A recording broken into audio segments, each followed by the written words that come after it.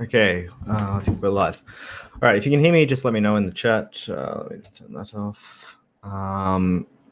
So what I wanted to start off with is just talking about segfaults because that's what most people are getting on Friday or today even. So I think that's probably the best place to start for most of us. So firstly, let's just cover quickly what usually causes a seg fault is accessing something that you don't have access to. Okay.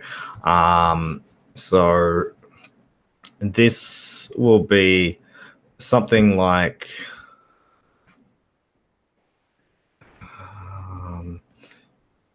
the red region is the region you have access to.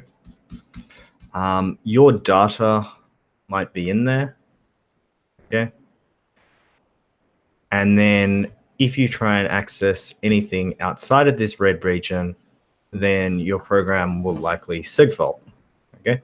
So if you try to access something here.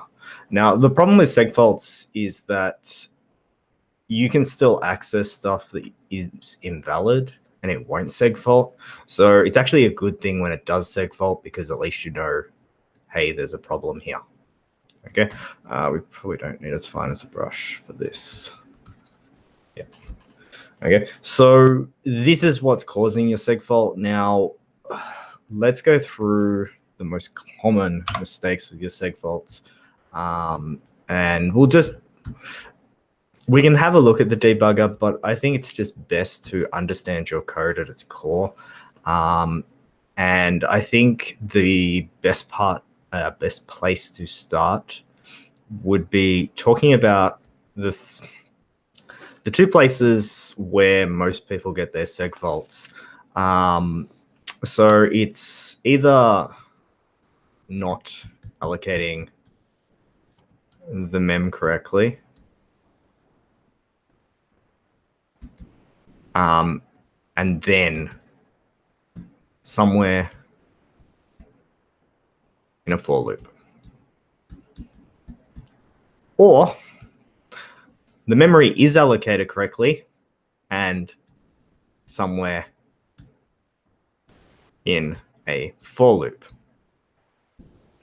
Now, the for loop appears multiple times here. Oh, cool. That's actually a good question as well. So the for loop, you can see it happens here twice. Now, the reason that most people get segfaults in a for loop is because the structure of a for loop is not flat, and so it can be hard for us to see what's happening. You need to conceptually think that code's copy-pasted 10, 100 times over and over and over again. And when you just see it as this flat little box, it can be hard to distinguish that. Now, in terms of your for loop, the first big mistake that I've noticed quite a few people do, which if you are getting segfaults, this is the simplest and easiest mistake to make. The compiler won't pick it up, and that's why it's annoying. If you have a semicolon here, okay, that can cause a whole bunch of issues. And that's usually with your mem being allocated, and then it might crash at a following for loop when it actually starts going through memory. So that's the first one that I would check, definitely. The next one, usually most people are not going to crash based on the initialization if they've allocated the memory correctly. Most people will crash on the condition. And the reason that they'll crash on the condition is because it will go out of bounds. So if your memory is meant to look like this, and you go here, that's bad. Okay. So how do we debug this? So probably without using the debugger, The easiest way for you to debug this, if this is the problem, is print out your indices. So just go in here, and it's going to be a lot. So just be aware of that. You might want to test this on a small image to start with. Now, one other little bit of advice is, just trying to think what's good. So what you might want to do is modify your images so you have a 300 by 100 and a 100 by 300, or even better than that would be maybe a 10 by 30. So just make some images yourself if you are getting seg faults, because the 100 by 100s can be misleading. Because usually what I find also is some students, basically everything's working for the 100 by 100s, but it's not working for the others because they've interchanged them. Okay, so with your printf, make some really small images. Just go into Paint or whatever tool you use, and make a 10 pixel by 30 and a 10 by 30, and just put a couple of colors in it. It doesn't actually need anything. It can be a blank image. It doesn't really matter. Make sure you save it as a 24-bit bitmap. Paint has that option, so that's probably the best way to do that. Or you can use Photoshop or something more advanced, but Paint's probably the easiest. So printf, I would just go through, let's say this is a two-dimensional array. Now, if you put new lines here and this is going around a lot of times, it's probably going to just go down the page a lot. So I just put like a tilde or something like that, so that it goes across the page. And then print out your indices, I and j, and just make sure that they're within range. Okay, so if you've got 0 to 29 and 0 to 9, and you see some 10s or some 30s in there, then you know that your conditions are wrong. Okay, so that's one way you can evaluate what's going on there and seeing if it's your for loop that's wrong. Now, I know that from some of the messages on LMS, some of the students have said that it's with the flip. Same thing, you can print out the indices that you're trying to flip and see if they're outside of the range, because I've seen a lot of students try and flip with this pixel here. So they're trying to flip these two rather than this one and this one, if that makes sense. So with your for loops, there's plenty you can try and find the problem. The other thing you can do is, if that's not working, then we can have a look at allocating the memory. So if your for loop's perfectly fine, but it's still failing at the for loop, then it's likely that you haven't allocated the memory correctly. Now, with this, blah, blah, blah, blah, blah, what I've seen the most, yeah, so core dump, the seg fault, same thing. That's what I'm talking about here. The other thing, so the other thing is not allocating the mem correctly. With this, usually the problem is a bunch of things that could be wrong. So I'm trying to remember what we had. We had, let me just check. Give me a sec. Was it struck image or struck pixels? And we writing straight to the pixels, or are we sending it there? Either way, it doesn't really matter, but I want to make sure it's the same as yours. Assignment 3, no, functions. Load image. So the other thing that's good is that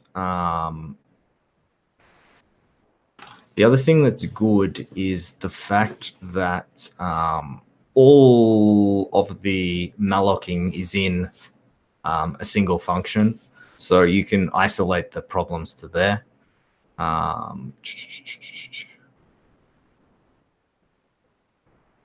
Okay, so we've got something called pixels, and that's in our, so we're using a pointer. So we've got image pointer, and we've got pixels. Now, a common mistake when using malloc is that the type will be wrong. Okay, so what are we doing? Size off. I didn't mean to put the bracket there. Whatever, I'll leave it. Blah blah blah. Struct pixel star. Okay, if that type is wrong, okay, that's going to cause a bunch of problems. So if you have forgotten that star, the difference is on our system that a struct pixel star is 4 bytes, where a struct pixel is only 3 bytes. Okay, so when you multiply that, that can have devastating effects. Okay, so that's where you probably should check first. I haven't seen many people do this wrong. Multiplying by the height seems fairly, I think it's image pointer dash height, but you get the point. Getting the height is perfectly fine for most people. The second place that I see a lot of people make mistakes here is when they're allocating the row pointers. So you've got your original pointer, points to a bunch of row pointers. Okay. And this here is height. Okay. We need to go through each one of these. I've seen a couple of people put width in the condition. Okay. It's meant to be height. Okay. Because we need to go through each one of these. And then we're creating our array, which is of length width. Does that make sense? So inside of here, the malloc will be multiplied with width, but the height is here. Okay, so we're going down and we're making each one a certain width, which makes sense because we're going through every row and we're making a column, a row of width, blah. Okay. And so you have height times width. And that's why you've got height times width, because it's going that times that amount of times. The other thing is obviously check your size of. If you've got a pointer here, once again, it's the wrong size. That's likely not to cause an issue because you're actually making the memory larger. You will lose some marks, but typically, well, actually, it shouldn't segfault if you've got that case. It's wrong, but it's not going to cause a segfault because you've actually got extra memory. So that's for segfaulting. Now, the other thing that you might get, which is not a segfault, but an invalid free. An invalid free could be caused by freeing incorrectly.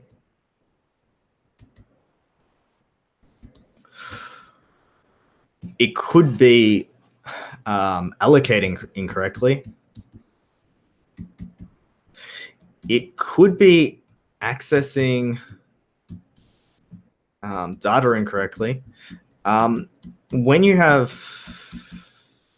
a free that fails, the issue could kind of be anywhere. The first thing I would definitely check is just check you're freeing it correctly, because that's the easiest one to do.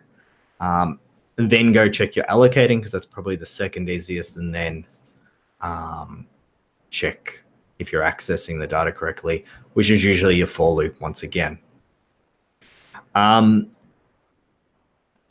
The other place that you could be segfaulting if you're in the very early stages, I think most people are past the early stages, but if you are in the early stages and you're segfaulting, it could be that you just haven't read the height and width correctly from the file. So just print them out before you reach the malloc using a printf, and just make sure that they come out as suitable values.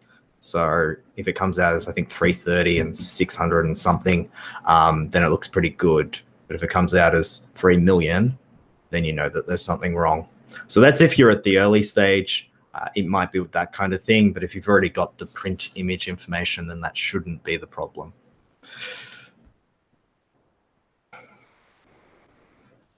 All right. So in terms of freeing incorrectly, remember in the previous video, you need to free these first before you free this. Once again, double check your for loop, make sure it doesn't have, I don't know where the for loop went, but make sure that the condition's correct and you haven't got a semicolon there. Okay. So the other question here was how to update the file size. So you have some file, okay, and it's got some header. The header's 54 bytes. You can see that in the save. And then you've got all your pixels. Each pixel is 3 bytes, red, green, and blue. Okay. And how many is there? Well, height times width. So I think you can work out the basic arithmetic there to work out the new file size. Okay. So have a play around with that and you should be able to work out what's going on. So the other question is about quantization. There's no variation. Most likely your quantization is wrong. Now, the easiest way to debug that. So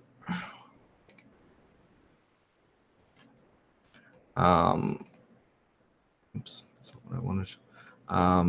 All right, so the easiest way to debug your quantization is basically try and get an image that's preferably a light image or even a completely white image or completely red, blue, or green. That's where I would start. The reason for that is that if you've got a completely red image, okay, the reddest red that you can get, if you're not used to using editing tools or anything like that, just go to Paint and choose the reddest red. It should be somewhere close to 1111111 in binary, and you can print it out to double check if it is. So make an image with at least red as being lots of ones. And then what you can do inside of your quantize function is you can debug by printing just after you've quantized and maybe just before. Okay, so now you're going to get a lot of prints, so don't do a giant image because this is the whole reason that on LMS I gave you that tiny image because you're going to get a bunch of yeah, you can use that tiny image. That should be pure red in that image. So if you want to use that, you can. So let's say your quantize happens here. Okay. What you can do is you can print out %x and then maybe something like that. %x, maybe a new line. And then you can print out maybe pixels. Sorry, it's pixels dot red. No, pixels ij dot red. Pixels ij dot red. And then you can have a look if your function's working, because you should be able to clearly see with your red pixel if it was originally this, and you entered a quantize of 3, then you should see this. Now, this means that you need to use hexadecimal, okay, which you need to know for the exam. So remember, FF is all ones, okay? And here, what we have is F8, okay? So with a 3, we should see that with a purely red pixel for the red part, okay? So these are some of the things that you can do to debug your quantize to see if it's working. That's also an excellent question as well. All right, so that's how you can debug your quantize. As I've said before, there's no need for an extra for loop inside of the quantize, and there is a reduction of marks in the rubric if you do use an extra for loop. But if that's the way you can do it, then that's fine. Okay. If I get time, I might do the theory behind the other one, but we'll see how we go. All right, so in the luminosity function, how do we update the value of luminosity x in stringcat?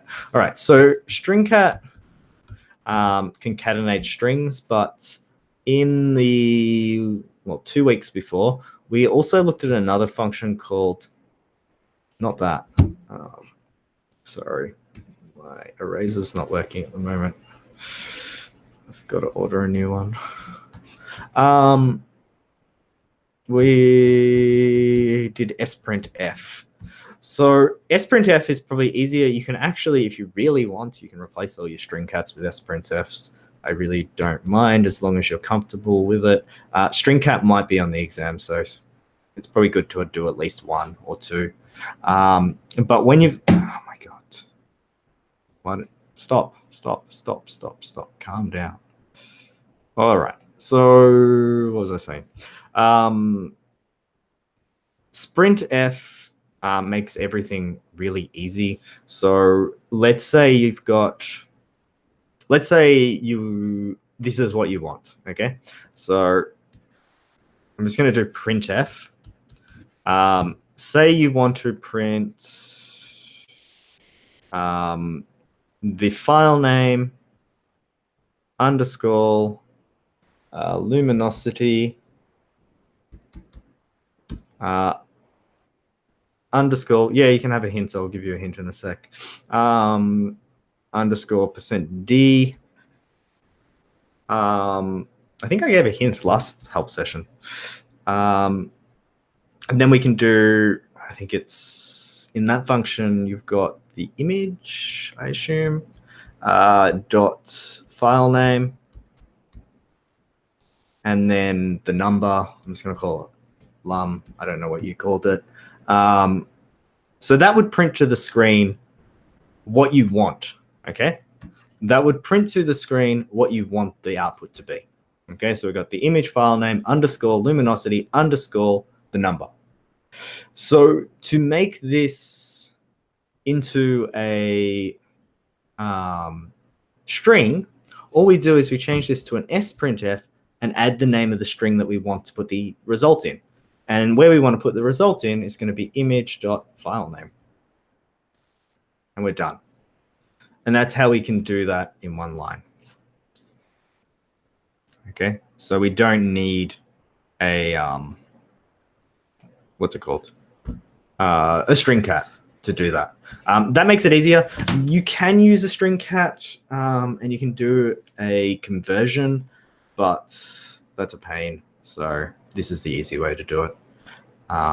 If you are interested in doing the conversion, which I don't recommend because it doesn't have any advantage, you need a function called digit to ASCII, which I think you should have access to. All right. So next question. Can we get a hint of swapping, flipping, flopping, sweeping, slopping? Where the... I need some empty space. We're getting through this pretty quickly. They're good questions as well. All right. So can we get a hint on the flip image function? All right. So the flip image is something like this. So we've got an image, blah, blah, blah, blah.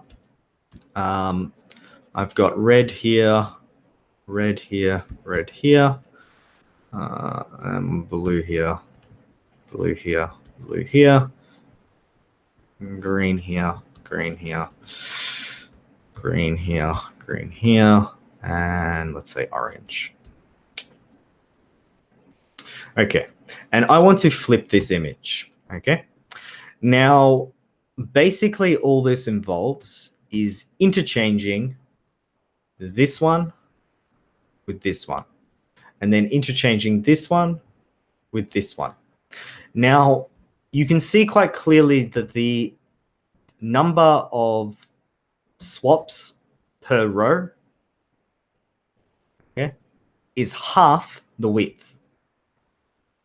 Okay, so the number of swaps is half the width, and so you don't need to go through the full width, you only need to go through half the width.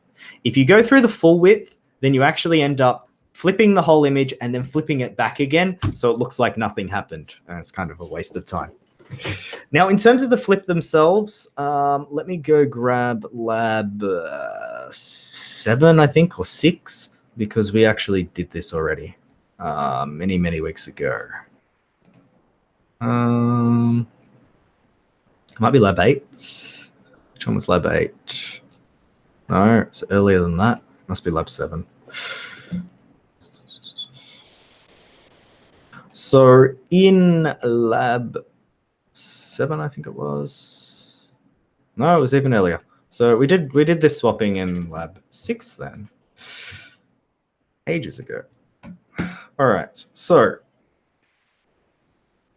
where are we? Where are we? Where are we? Where are we? There we go. Beautiful. So in lab 6, let me. Oh, we don't have pen. In lab 6, you would have seen something that looked like this.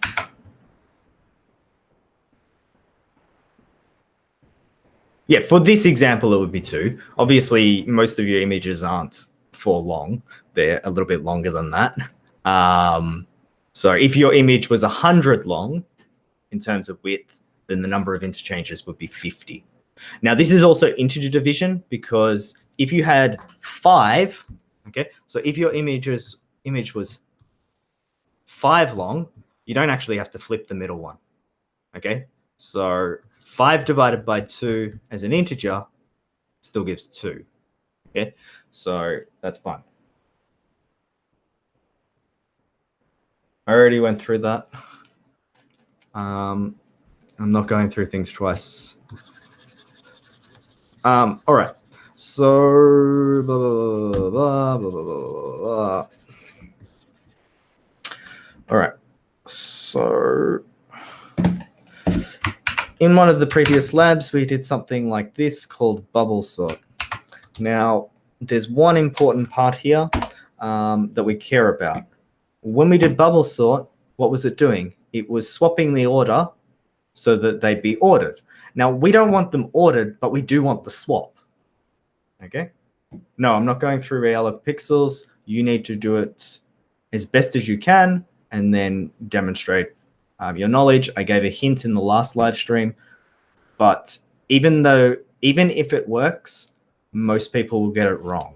Okay? In the rubric, it says you must get it 100% correct to get marks. Okay? So just getting it working isn't good enough. It has to work 100%. Okay? Meaning every single bit of memory that should be freed needs to be freed, and there's no leftover. So the only part we need here is the. Why am I doing this with such a small? I'm so over not having a eraser. All right. So the only part we need is the flip. Okay. And now that we've got a flip, we can do that in our code. Okay. The difference here is that we don't have one dimension. We have, what is going on? We have two dimensions. So let me remove that, remove that, remove that, remove that. We have two dimensions. Okay, so we have two brackets. Okay. And also this one here, okay. So let me give you a clue. This one here is at width -1. But remember that J is counting up this way. So this is going to be J0. Okay. This is going to be width -1. This one here is going to be J1. This one here is going to be width -1 -1. Okay. I hope you can see the pattern of what that minus should be. Okay. And that's your swap. Okay. You just need to work out what to put there, what to put in the brackets, and what these copy values should be. And that's your swap done.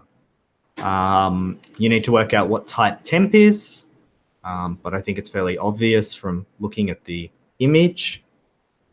And then, yeah, we'll talk about that. And then we'll change the, do we need a temp structure star? No, you don't need a temp pixel star because remember a star just stores a memory address. We need a temp pixel. We need literally a pixel. We want one pixel. We don't want a temporary whole other image. We just want a temporary pixel. So you don't need a temporary pixel star, definitely not. Because a star is the starting point for a whole image. And yeah, we don't want that. So it's up to you, and there's no loss of marks if you decide to do it color by color or pixel by pixel. Both solutions are correct. Doing it by pixel just allows you to be a little bit quicker, but doing it by color, it allows you to debug each of the colors individually. So either solution is perfectly fine. The other advantage of using only the color solution, whilst it is longer, you only have to deal with unsigned cars rather than a struct. I don't mind which solution you do, as long as it makes sense and it works and it's safe. Okay, so you can decide that. Now, what was the other thing that I was going to mention? Wow, we actually have quite a few people here. What was the next thing? Oh, accessing the password. Okay, so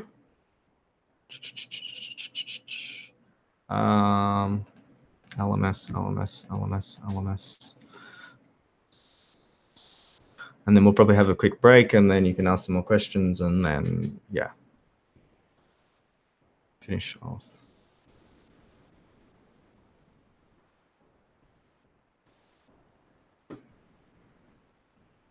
Yeah, so swapping the colors or swapping the pixels, it is the same thing. So it should produce the same result. It's just up to you which way you want to do it. And we use decimal value in quantize function. So in the quantize function, I'll talk about that in a sec. Let me just get the password thing happening. Where's the password? All right. There's nothing on there. Cool. All right, password. So what you need to do is log into Unix and basically highlight this, copy it, okay, and then paste it into Unix. And if it was successful, nothing should be printed. If you type ls, you should see a folder called password_assignment3_2019.txt. Now, if you are using Atom, if you're using Notepad++, you can download that file and have a look at it, and it should have the password. And if you can't get onto your computer, What you can do, so once you've done that, now in terms of the password,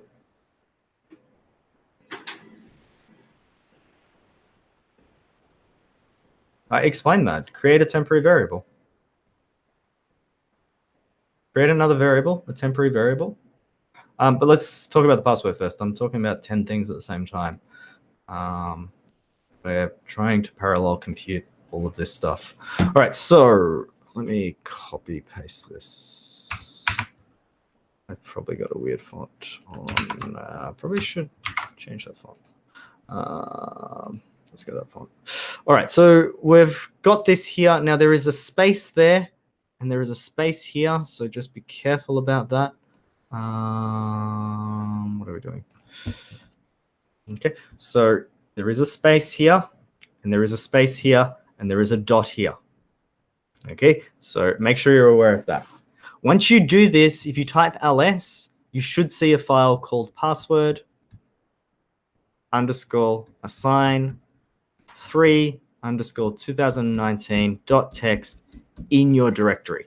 Okay, so next to your C files, you should see a folder like that. If you've written this all correctly, that's what you should see. As I said, space and space. So CP is the command. So CP space, all of that stuff, space, then a dot. Then you should see this file. Now you can try and open it in either Atom or Notepad++. If you can't do that, you can open it in Vim. To open it in Vim, just type vim, okay, and then password assign 3 underscore 2019.txt, and then you can see your password. To get out of Vim, I'm not going to bother teaching you the commands. Just close the window and open PuTTY and connect to Unix again. It's probably the easiest way rather than making a mistake at this late of the assignment. Okay, so you've got 3 options. That's the last option if you really need it to go have a look at what the password is. But that's how you get the password. So what I want you to do is I'm just going to have a quick 5-minute break because I've been talking and talking fast. In that time, go check if you can get the password and tell me if you can't. Okay, so let's just have a quick 5-minute break.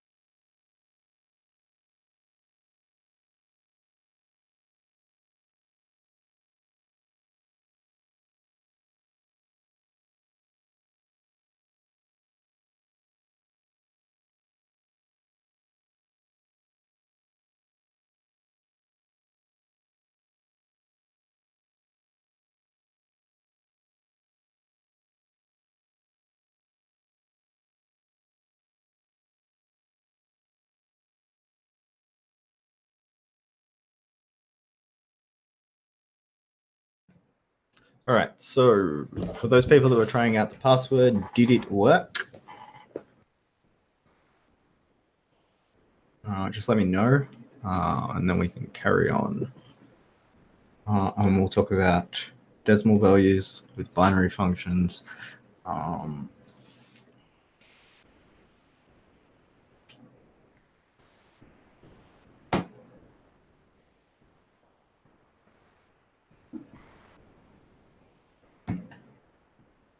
I'm just going to assume it did. Let's continue. Let's talk quickly about binary functions. So first things first, some students have gone.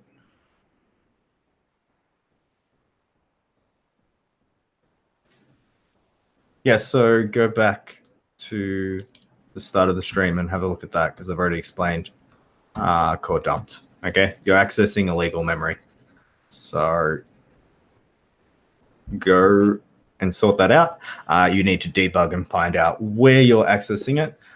Most likely you're trying to flip the image and you're trying to flip something that doesn't exist in the image. Is most likely the case.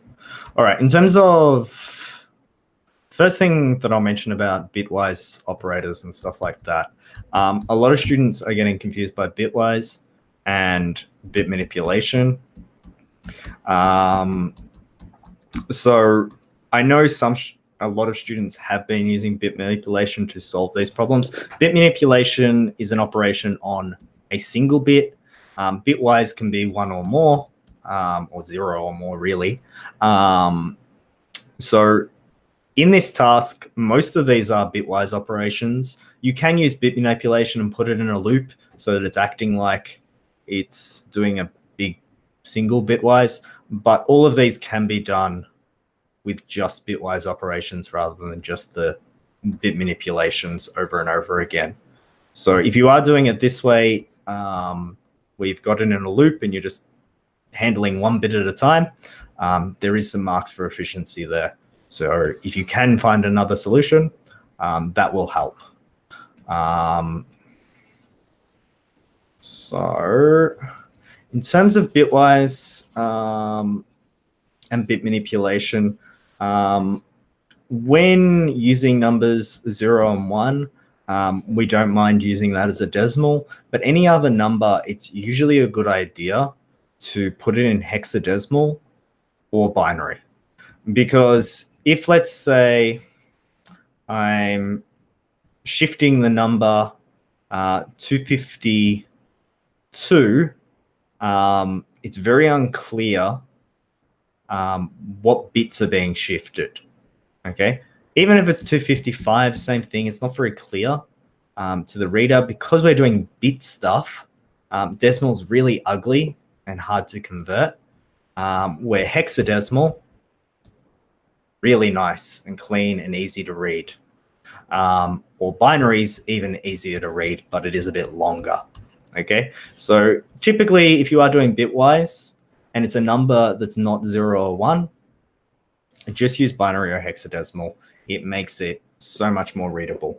Okay, so that's my advice with that. Try and avoid using decimal. Decimal's good for math, and that's about it. Get used to using these things. I know a lot of you are doing what's it called? Networking. So you're going to see lots of stuff in hexadecimal, which you probably already have in things like MAC addresses and stuff like that. So be aware of that.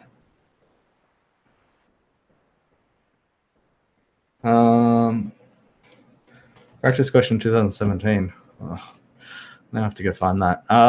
There could be a mistake in the practice quest 2017. That's ages ago.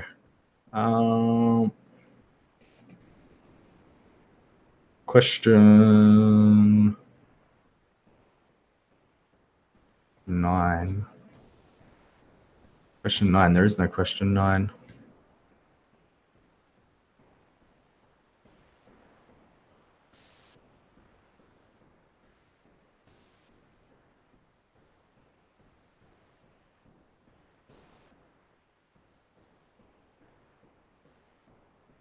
MCQ.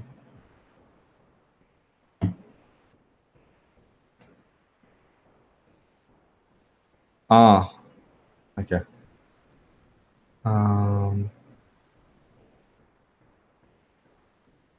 All options are true.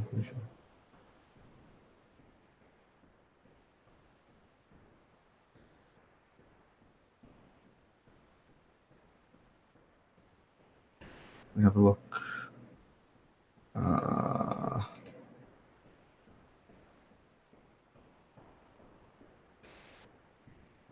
Oh, yeah, that's a mistake. If you have a look in the answers, it's been fixed. Yeah, you're correct. So if you have a look in the answer sheet, it's been fixed.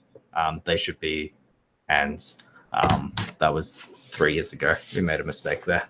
But we did fix it in the answers. We didn't fix it in the sheet. Sorry about that. But good work picking that up. But yeah, if you flip to the answer sheet, it should be fixed there. I would fix it, but I don't know where that file is anymore. It's somewhere on my computer. Yeah, it's a PDF there, so I'll have to find it. All right. How to store things temporarily. So let's take this person's question, because I think it's actually a reasonable question. How to store something temporarily. So if I have pixels I j, okay. Well, let's do it this way, because I think someone else posed the question before. What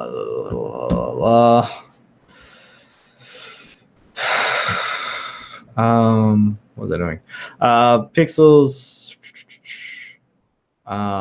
So this here by itself is type struct pixel star star. Pixels with a single dereference is a struct pixel star, and then with a double dereference, okay, is a struct pixel. So knowing that, we just store this in one of these. And it's just like, so for example, if I want to store a 4 in a temporary variable, I can just go int temp becomes a. So if I want to store a pixel in a temporary variable, I can just go struct pixel temp becomes blah. Okay, does that make sense? All right. So I'll go back to the Bitwise thing, just to explain if anyone wants to try and do it without bit manipulation. Basically, when we are trying to clear bits, it's always an and, because an and will clear a bit if we put a 0 with it. Okay, because a 1 and a 0 gives us a 0, and a 0 and a 0 gives us a 0. So it always clears. So and is the most important one here. Now, if we have a look at what we're trying to do with that quantize, if we take red and 0b11111111, actually, yeah. And that would be for luminosity at 0, 0b11111110. That would be luminosity at 1. 0b111110. Okay, that would be luminosity at 2. So you can see here that there's a pattern. There's a pattern right here. Okay, and the pattern is a bunch of ones being shifted to the left a particular number of times. So you can rewrite this as red becomes red and something, something, something in one line rather than in a for loop. Okay, and that's the way you do it with bit manipulation, bitwise operators, and just pure bitwise operators rather than bit manipulation, because we shouldn't have to go through every single bit to do this. Okay, we should just be able to do it in one step. All right, so that's a clue if you do want to do that. Yeah.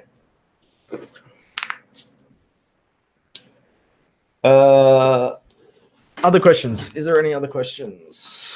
We might just focus on this stuff because. Let me look through the comments.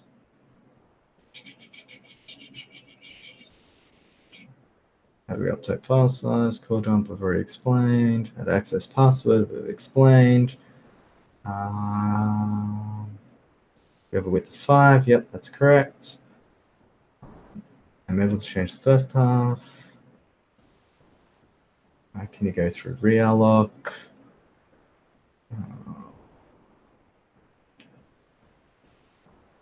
Can only shift operator works good for quantization?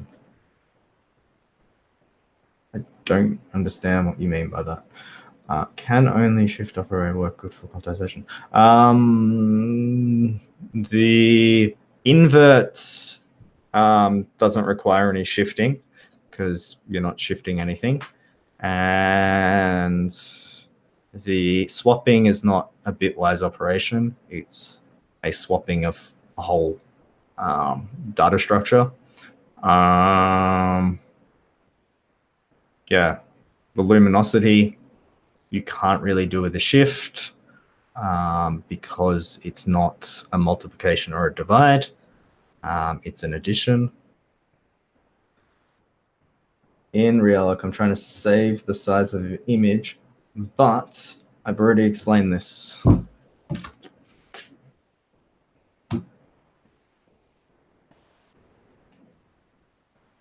Where did I explain it? It was somewhere here.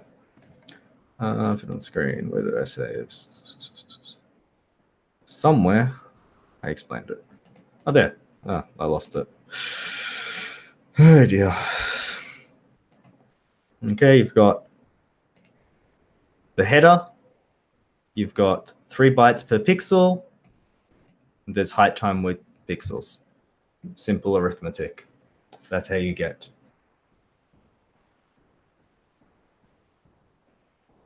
Image turns out completely out of shape, not expected.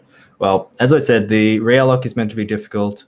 I'm not really like, the main thing with the realloc is not too much of the output because the harder bit is getting the memory correct in the first place.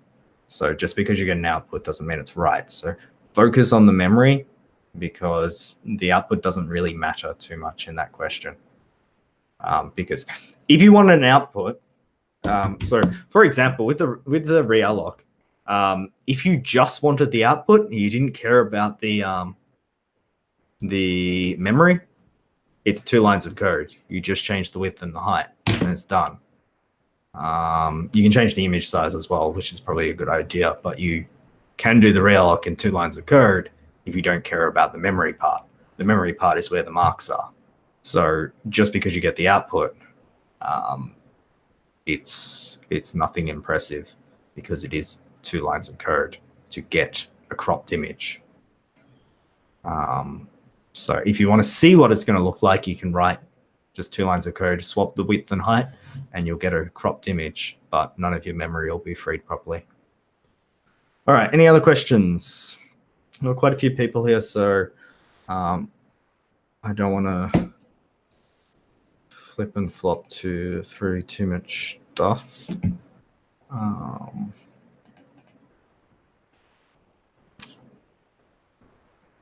Can only show. What else have we got? Questions.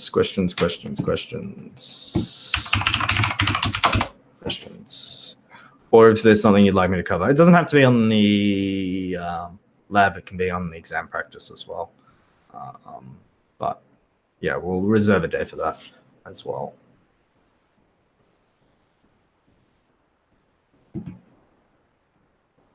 Peace. Can we use shifting for quantization? You have to. Well, you don't have to, but if you want the full mark version, then it should only have 2 for loops, and it should use shifting. If you want the 3/4 solution, it should have 3 for loops and bit manipulation with shifting. So shifting is pretty handy. And then if you want the 2 mark version, then it's just a bunch of if statements. So yes, you do want to use shifting, but it's how you use the shifting. Okay. If you do full bit manipulation versus just individual bits at a time.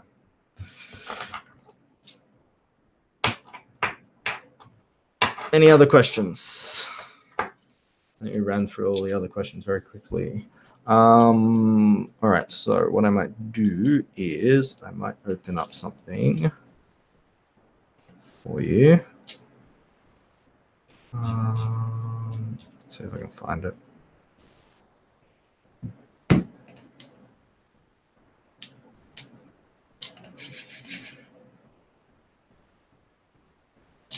Yes. Okay, and this is what I said earlier.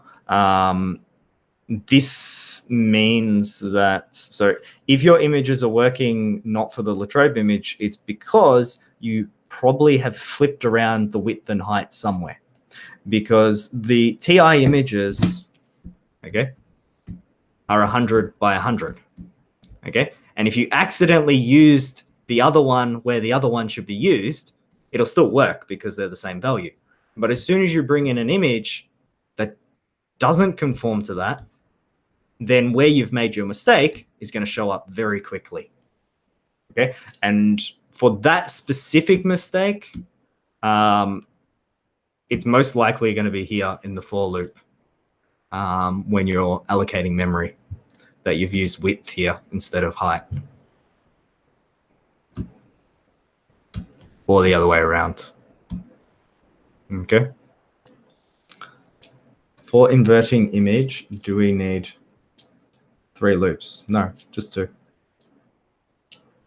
Just 2. I don't really know how you would.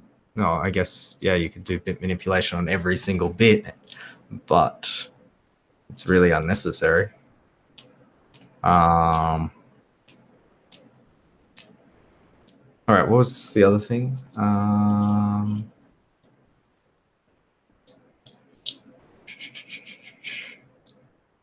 Okay, so that's the segmentation. Oh, I was going to get that.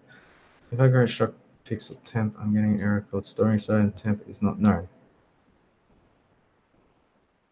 Size of temp is not known. Have you spelled it correctly? I think pixel should be capital as well.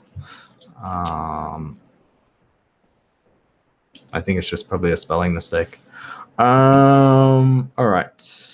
What was I looking for? All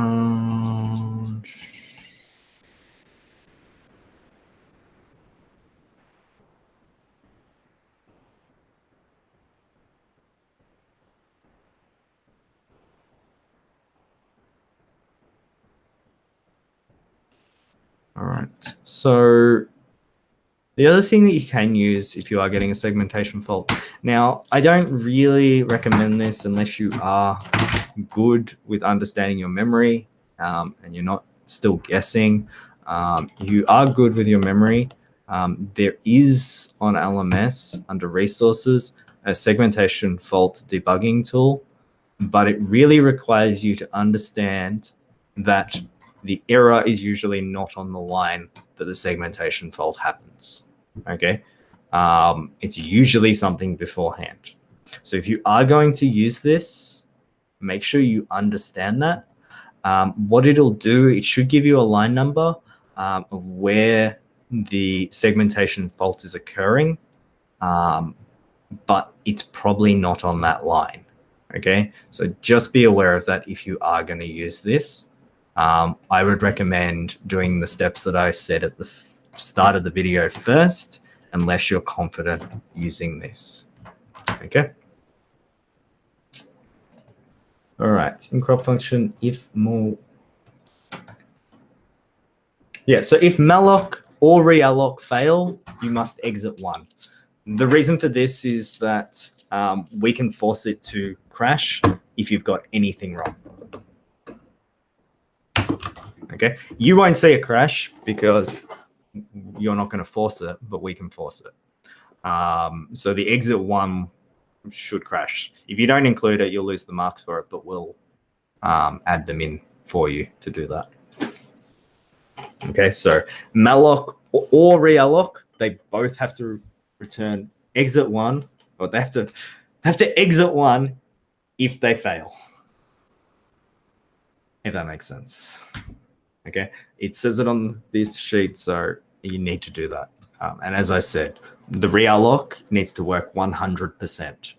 99% won't be accepted.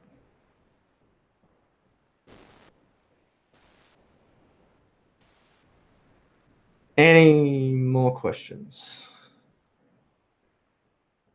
A bottle.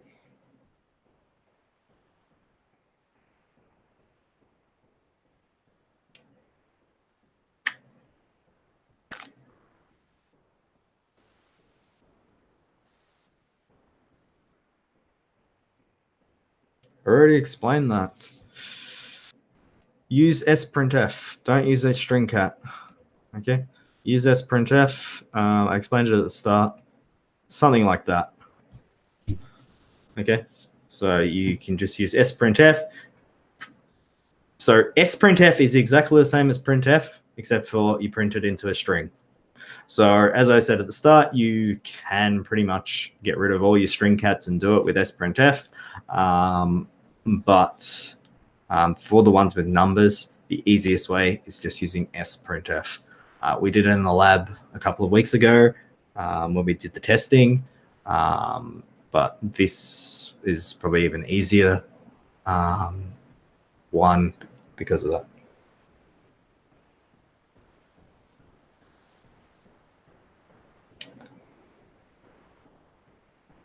See that out of context. Oh, okay. Yep. Cool.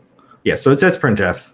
And the good thing about sprintf, and the little bit of confusing part here is that this has to be evaluated first, and we're passing a pointer here. So it actually grabs the file name before putting it into the other one. Okay, so there's nothing recursive or weird here. Any more questions? I think most people are pretty good. Wait, I think I had one that was a good question before. I think I skipped over it. Something about save. Oh, no, I already answered that. I'm using 2 for loops and a shift operator, slight disturbance. I mean, the picture is not clear. Yep. So as I said, you need to debug what's wrong. What you're most likely doing is you're shifting, and I've seen a couple of students doing this, you're shifting the actual pixel rather than the mask. Okay, so you're doing something like red becomes red, shifted luminosity, which is not going to work. Okay, but that's not a clear.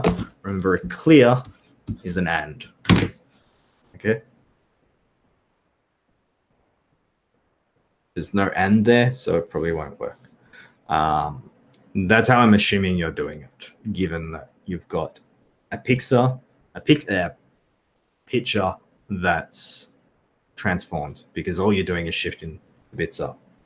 Okay, so that's definitely wrong. Think about what I said before. I'm getting an error that malloc says expect bracket before malloc, but all of my brackets seem to be in order. Okay, now that's a hard question. So if it's before malloc,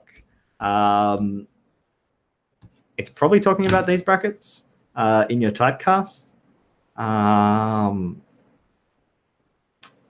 the only thing I can think of, because yeah, your compiler should say before a keyword.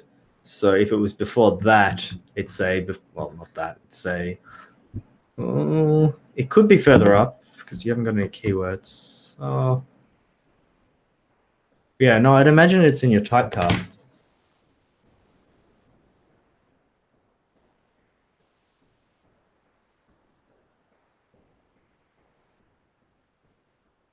Is that in your typecast?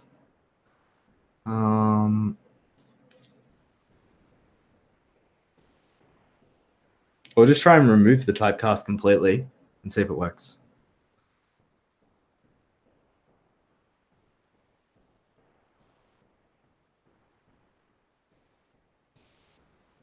Or maybe you have a strange character in there that it thinks there should be a bracket.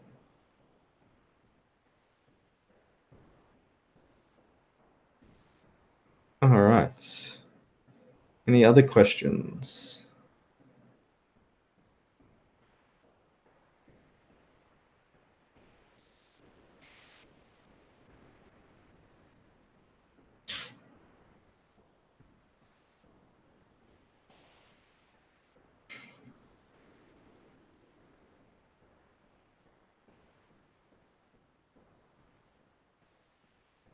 I think we've covered most things. I can't think of anything else that most people get stuck on. We talked in depth about the save and load for a couple of hours, so I don't think there's any problems there. The rest of them, we'll see a range of solutions, which is good. And I think everyone's happy with the remove. I think the remove is extremely easy. So that one should be fine. The invert, there's two ways to do it. You can do a NOT or a XOR operation. Quantize, there's two ways to go, or there's three ways to go about it. And I think most people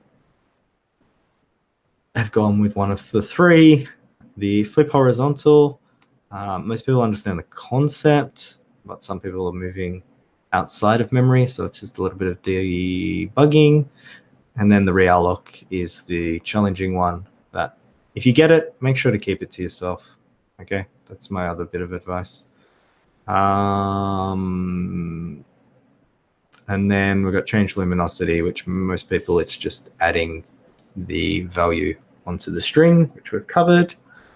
Print image information should work. Double check that that works.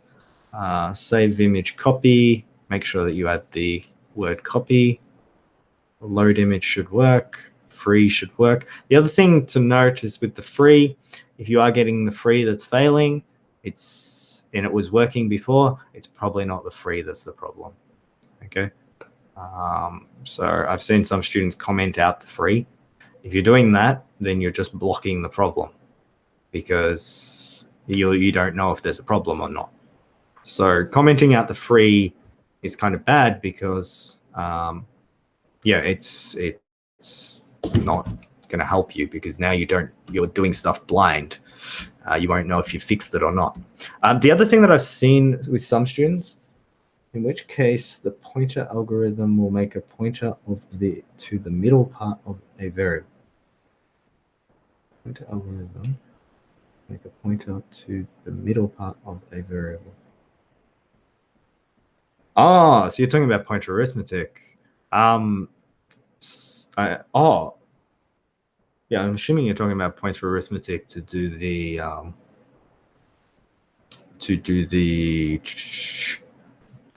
flip image. Just go to half. It's exactly the same. For flipping, doing a width divided by 2 in the for loop condition. Have a think about it. Have a think about why you would need to divide by 2. Don't just blindly put something in because in the exam, you're going to have to make that decision yourself. Okay. Do I divide it by 2? Do I divide it by 4? What do I do?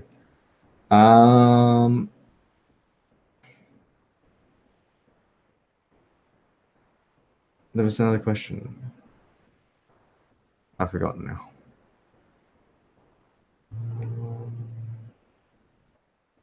Yeah, I'm a little confused with that question. I'm assuming you just mean pointer arithmetic. All right. Is there any other questions? Or else we'll wrap up at about 5, I guess, unless we get some more questions. I don't want to really cover exam stuff yet, because I'll do that in a couple of weeks' time, and I'll dedicate the time for that.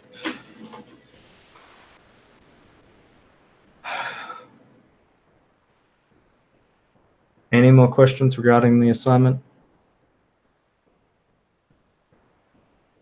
All right, what I'll do is I'll take another quick break, and then you can think of any questions or test some stuff out, and then I'll be back.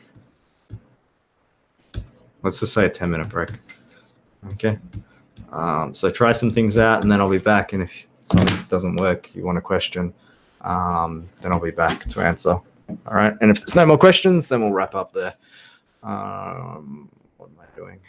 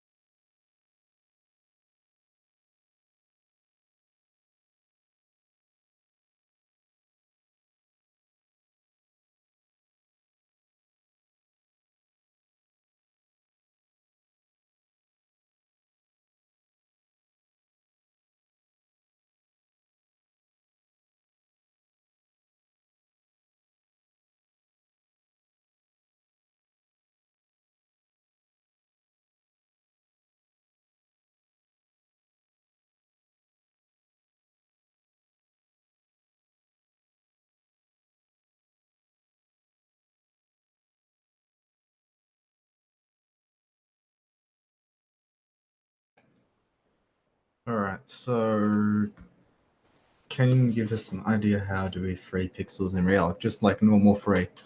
If you understand the free that you wrote earlier, the free is the easy part. It's just the order that you do it. Make sure once again that you free the rows before you free the row pointers. Sorry, you free the row pointers before you free the thing pointing at the row pointers.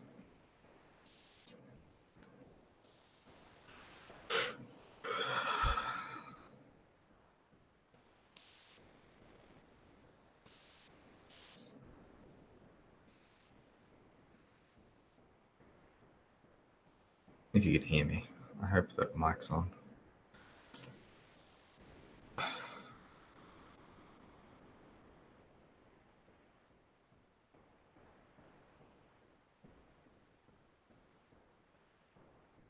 What's the difference between...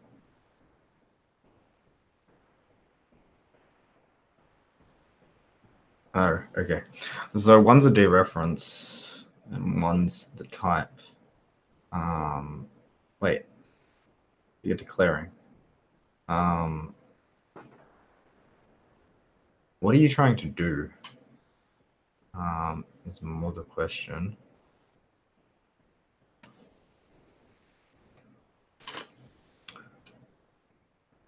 I think you're trying to create function pointers. What are you trying to do? Is the question.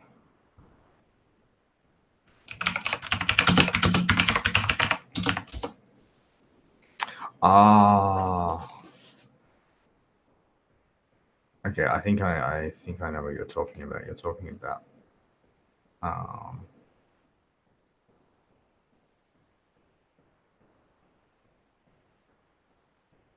yeah, so yeah, I think you're talking about the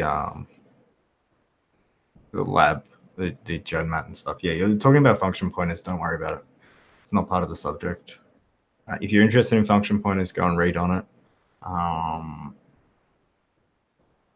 Yeah, it's basically a pointer to a function, but without any. So that's still not without any parameters, but we're not going to get into that.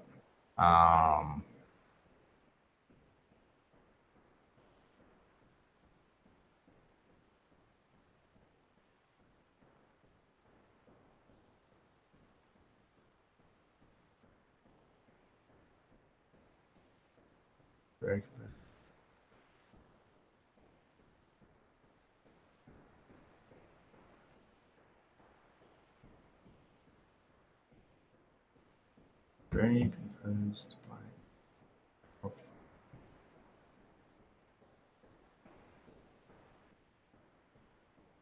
No. The pointer to the arrays in the first one is just R.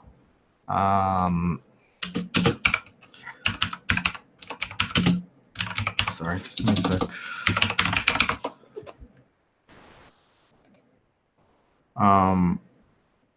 Yeah, basically what you're trying to do is function pointers, but don't worry about that. All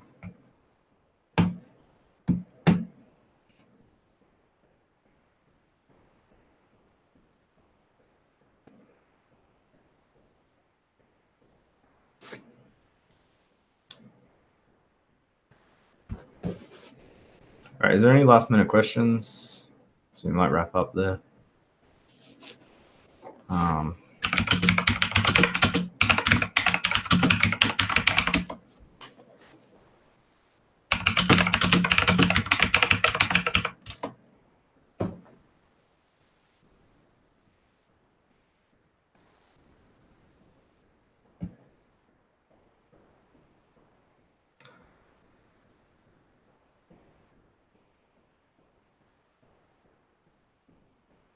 All right, thank you very much.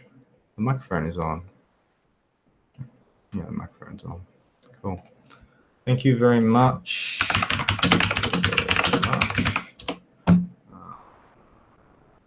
enjoy and submit on time. And I want to create an array which has many pointers. Yeah, just in star array A. Yeah, so what you had there, yeah. So if you want lots of pointers, int star array 8 it's just an array of 8 pointers. 1, 2, 3, 4, 5, 6, 7, 8. That's it. It's done. It's an array of type int star.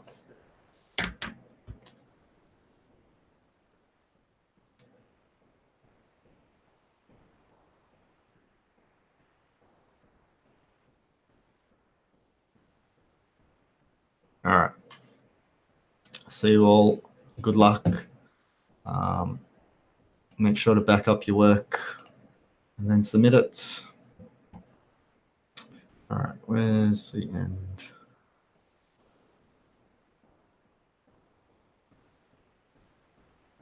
Done.